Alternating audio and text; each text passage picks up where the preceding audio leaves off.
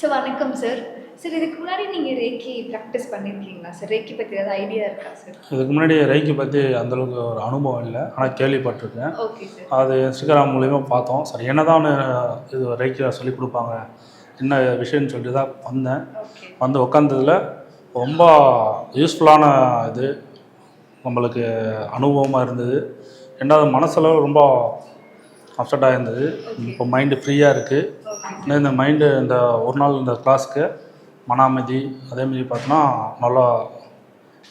நல்லபடியாக இருந்தது. Okay sir. Class அப்போ உங்களுக்கு தீட்சைலாம் கொடுத்தாங்க, அப்போ ஏதாவது வந்துட்டு நீங்கள் ஃபீல் பண்ணீங்களா? தீட்சை கொடுக்கும்போது அம்மா தீட்சை கொடுத்தாங்க. அது வந்து ஆழ்ந்த தியானத்தில் இருக்கும்போது ஒரு ஏதோ ஒரு உலகத்துக்கு போன மாரி மைண்டு ரிலீஃப் கிடைச்சது. அதுக்கு முன்னாடி வந்து பார்த்தோன்னா வந்து கவனம் வந்து சரியாக சிதறி இருக்கும்.